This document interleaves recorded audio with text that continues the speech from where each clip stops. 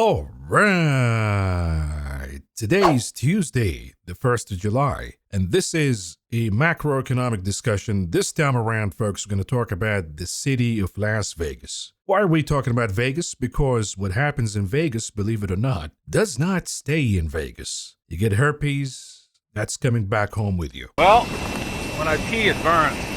And just like herpes, whatever happens here in the city of Las Vegas, economically speaking, tends to be a leading indicator to what's going to happen in the national economy. And hence we call it the Las Vegas indicator. And if you recall, in the last financial crisis in 2008-2009, Las Vegas numbers served as a leading indicator and a warning for the national economy. And we all know what happened after that. From housing, from jobs, from tourism, Las Vegas leads the national economy. So in this video, we're going to look at certain local reports and videos about what's going on with the Las Vegas economy. And then at the end of the video, I'm going to give you the investing opportunities from what we see in the gaming industry. And without further ado, let's just dive right into it here, folks, in Focus Tonight.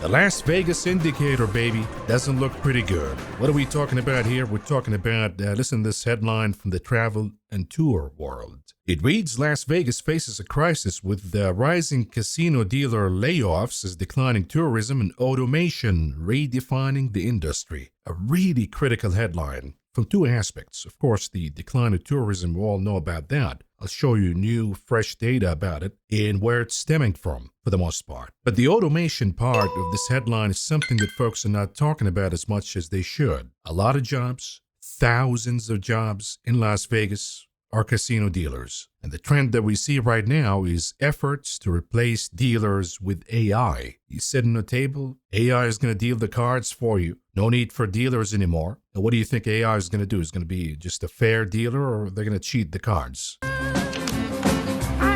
Take this one and stick it up your sister's ass. But the most important aspect of all of this is we're going to lose a lot of jobs as we begin to see more automation, more AI deployment in the Las Vegas leisure, hospitality, and gaming industry. We are already seeing negative trends in Las Vegas employment. Why is this important? Because a lot of you would say, Mav, we've been hearing about all of these warnings for a couple of years now. Nothing happened. Recession is not happening. What's new? Here's what's new. Yesterday we talked in the video, in the macro discussion, we talked about what's new. Here's what's new when it comes to the Las Vegas indicator. What you're looking at right now is the BLS data. You can see in the red line, that's the employment change year on year in Las Vegas. The dotted line in black is the change in employment year on year nationally. And what you've been seeing before is the change in employment has been positive. There is a gap where Las Vegas led the national economy. So long as that is the case, it is a healthy sign for the economy. But the moment you see Las Vegas Metro, the change in employment beginning to lag the national economy, it is leading the national economy to say,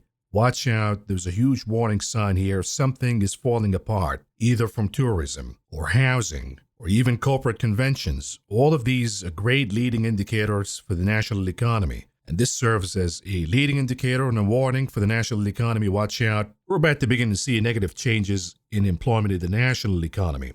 We have an important jobs data coming out Thursday, and this as a leading indicator doesn't bode pretty good for that rating.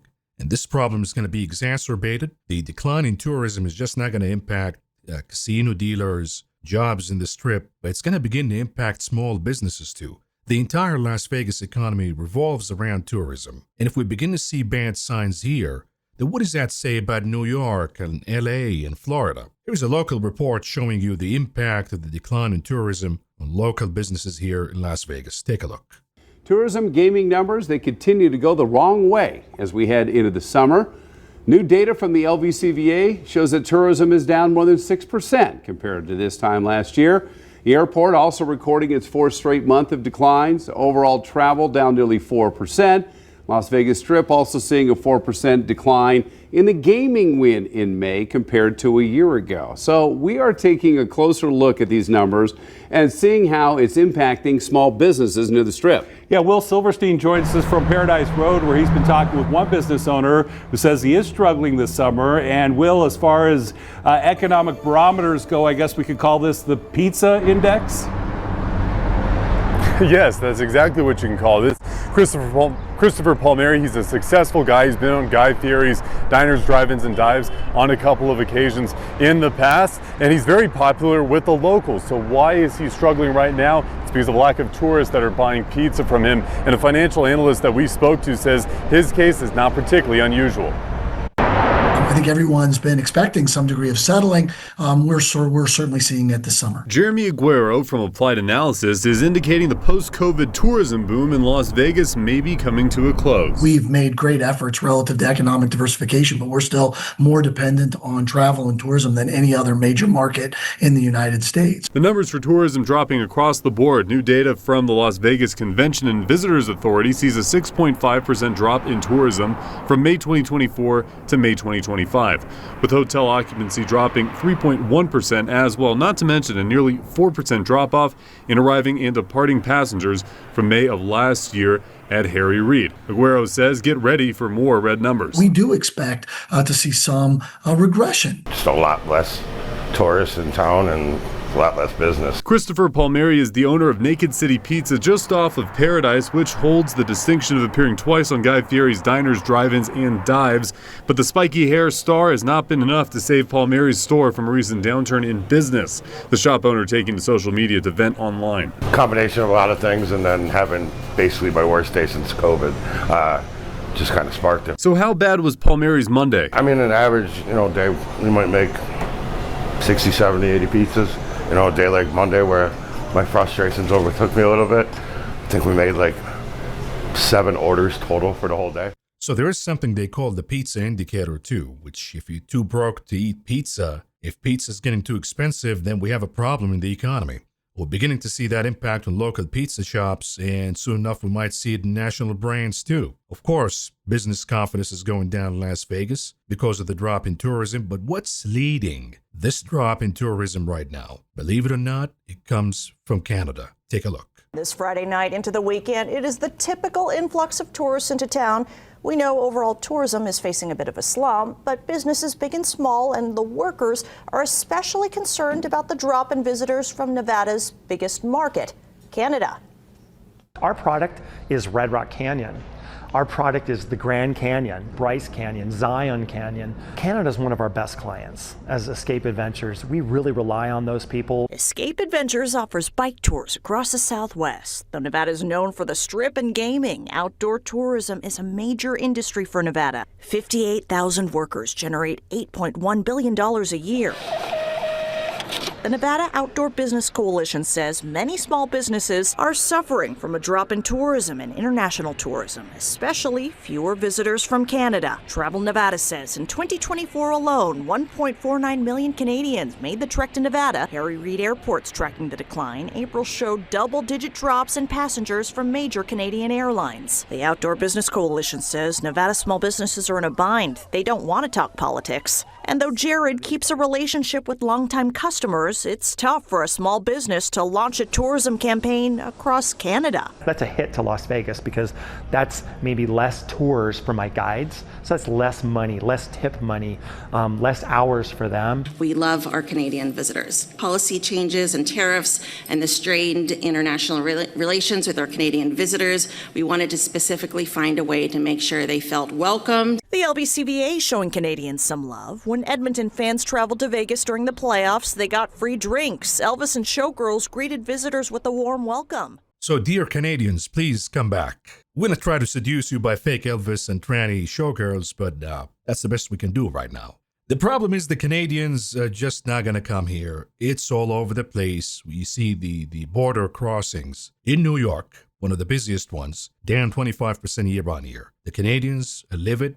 They're not happy. To begin with, there is weakness in the global economy, including in Canada. But the real reason is the straw that broke the camel's back is the comment about annexing Canada by this administration. I've spoken with many Canadians, and this is the one that really is the red line for them. That's the reason they're not coming here. A second reason is the tariff war. And recently we talked about how we backed out of talks with Canada, then Canada tackled with saying, okay, we're going to remove the digital tax. But we haven't heard anything after that. Are we going to keep the tariff from Canada? Are we going to have a trade deal? What's going to happen here? The administration is all over the place. They gave us a deadline for July 9th, but now they're saying, well, we can extend the deadline. Matter of fact, Secretary Besant came out and said we're going to have trade agreements wrapped up by Labor Day. Wait a minute, that's in September. What happened to the 90 deals in 90 days, Mr. Besant? What happened to the 9th of July? There's a lot of uncertainty, too, and that's contributing to lack of spending, lack of tourism, when you don't know what the hell is going to happen. On top of that, if you thought it's getting bad in Vegas,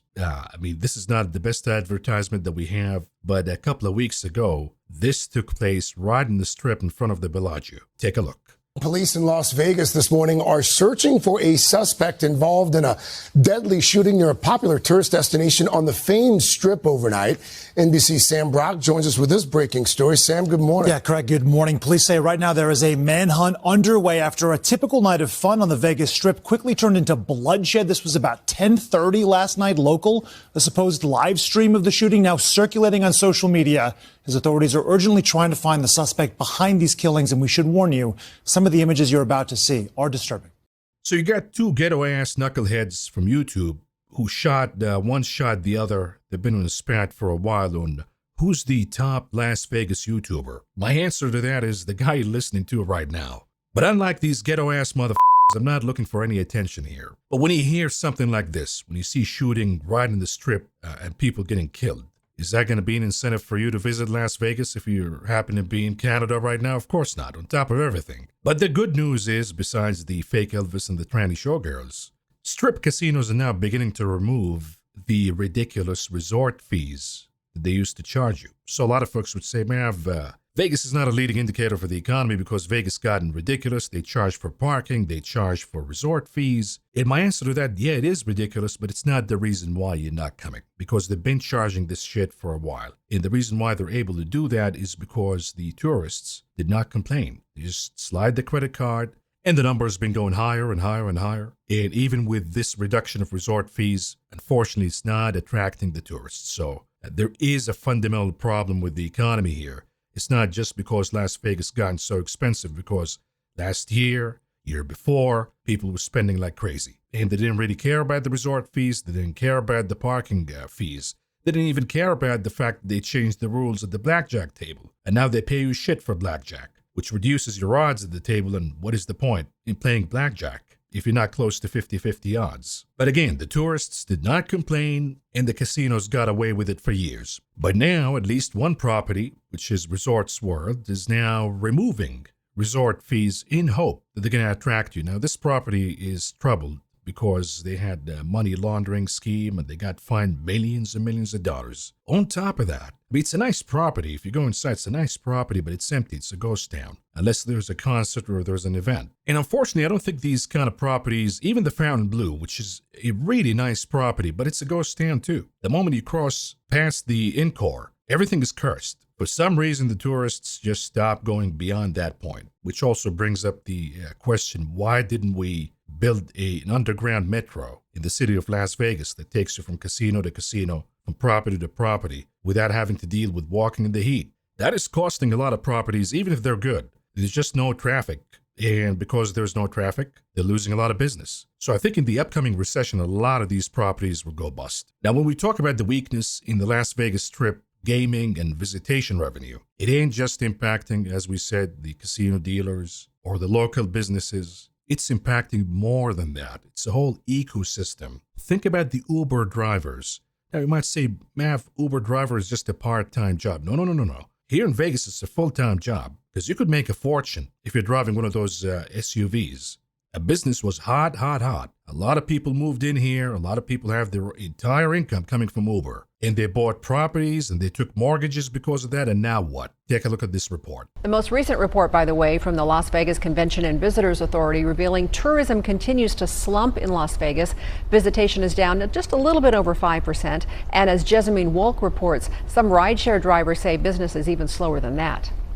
Yeah, I mean, you can tell that the city is not pulsing the way it's used to. Starting on January, mid-January, February, and then it's been slow ever since. Valentino Jockley has been working as an Uber driver in Las Vegas for 1 year now. I've been doing experiments throughout the month. So I've been doing during the days and during the night. I've been going full throttle. I put more hours and make less. The driver is now taking a different avenue and moving back to California as he says business here is no longer worth it for him. Back in the day, you could make $2,500 a week driving an Uber, $4,000 a week driving with an SUV. Now I work about 60 hours and make about $1,700.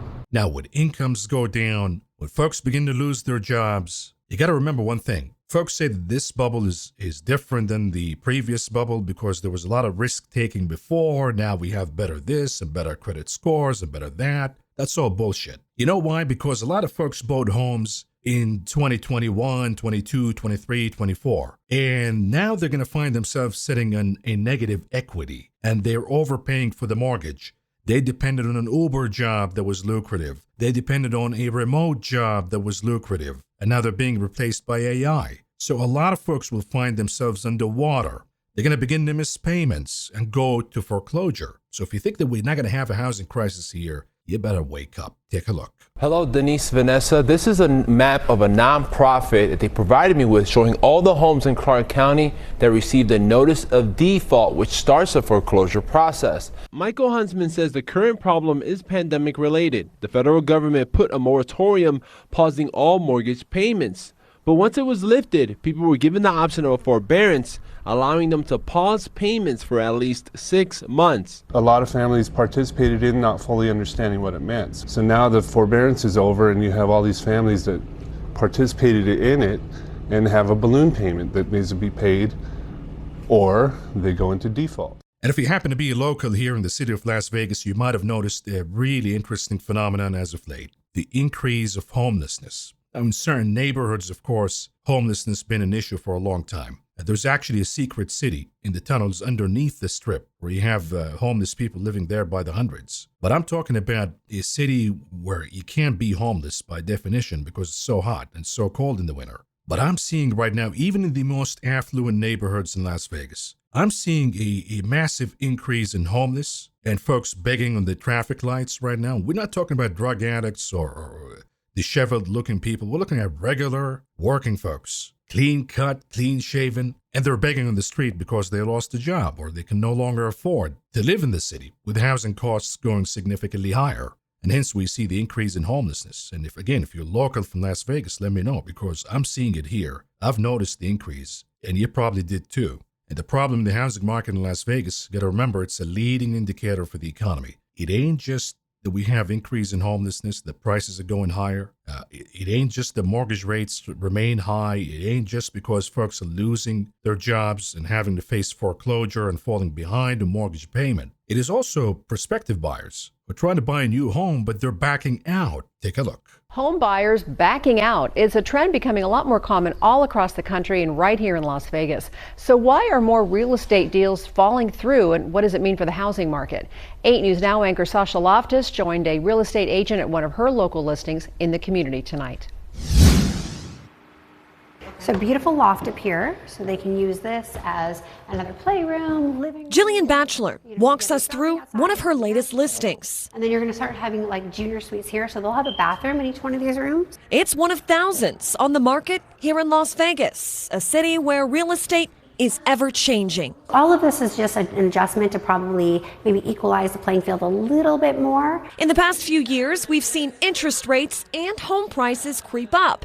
And now, a lot of buyers are backing out. According to a recent Redfin study, about 56,000 home purchase agreements were canceled in April, the second highest rate on record. And Las Vegas ranks even higher than the national average. So we're seeing about 15% of the homes that are going under contract cancel. And I think the reason behind that is a lot of folks, it's a massive purchase here. You're going to spend hundreds of thousands of dollars overpaying for a property and getting locked in a mortgage for 30 years at a higher rate. And you're going to have cold feet. Am I really overpaying here? Can I wait a little longer before I get a better price when I see foreclosures all over the place, when I see weakness in the economy, number one. Number two, I'm not even sure that I'm going to keep my job. I'm not even sure now. This is what prospective buyers are saying. I have a little bit of concern about my job security. I don't want to commit in buying right now. And they're backing out. And you have properties right now, if you're a real estate agent here, you notice that you have a property that gets listed. In the past 2 years, it'll be sold fast, sometimes above the asking price. Right now, the property is just sitting.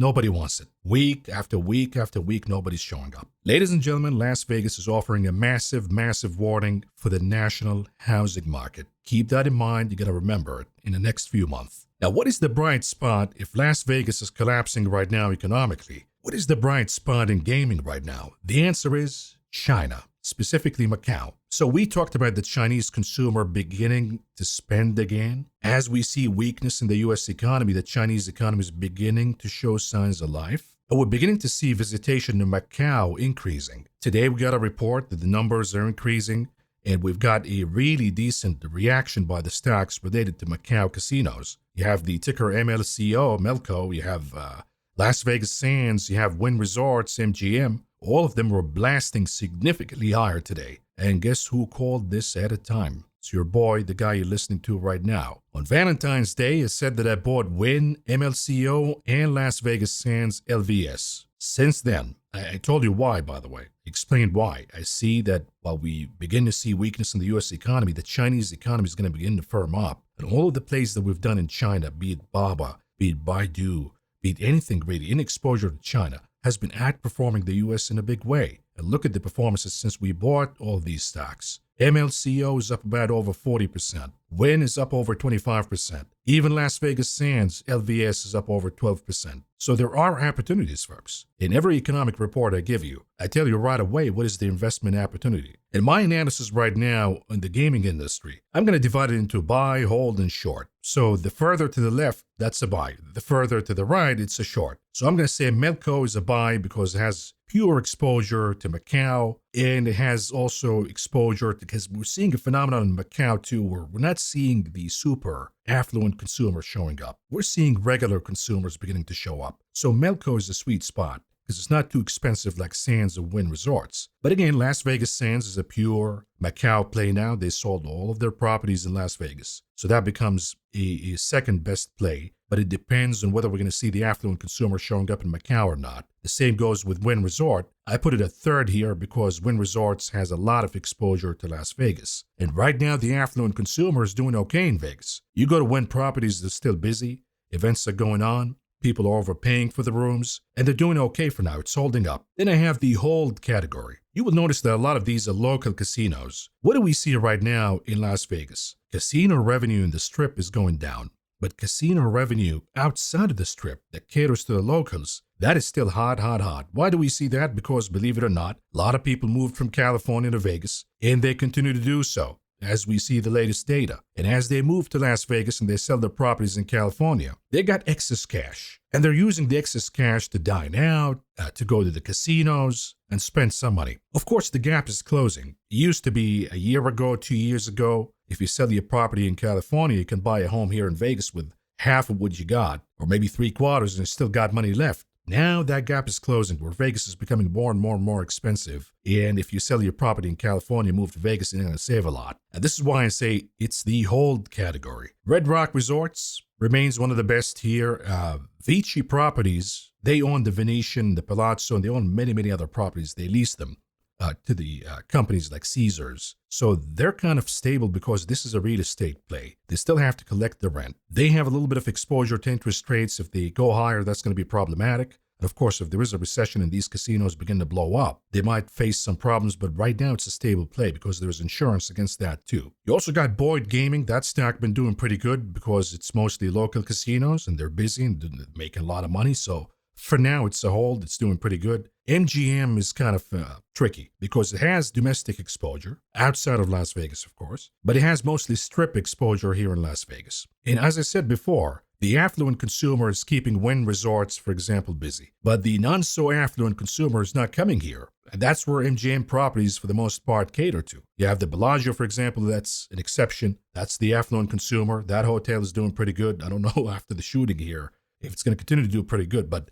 last time I was there, it was busy, busy, busy. But outside of the Bellagio, other properties for MGM are ghost towns. Sure, they have exposure to Macau too, but again, because of that weakness coming from Vegas, I'm not so sure about holding MGM Resort here. Now we have the short category. Caesars is a problem because they lease a lot of these properties from Vici, for example, and they have a lot of debt. And if interest rates go higher, combined with a recession in the economy where visitations go down, they're going to eat a double whammy, and they're not going to be able to survive. The weakest one, I would say, it's Golden Entertainment. They own the Stratosphere here, which is a ghetto casino, really. And it's a ghost town. You're not going to find a lot of people there. And most of their properties are weak. So that's probably going to be another casualty as the economy gets weaker. But that's my analysis, folks, about what's going on in Las Vegas economy and the plays that we can do in the gaming industry right now. I hope you enjoyed the show. You found it informative. But this is all I got for you for now. Thank you for listening. Thank you for watching. I appreciate and love all of you. I'll be talking to you again tomorrow. Good night. I want some of this money. Get me in this game. Come on. Sir, you're aware that there's a $50,000 buy-in this evening? If that's the case, give me $100,000 in tip. Let me have a Diet Pepsi and some hot wings.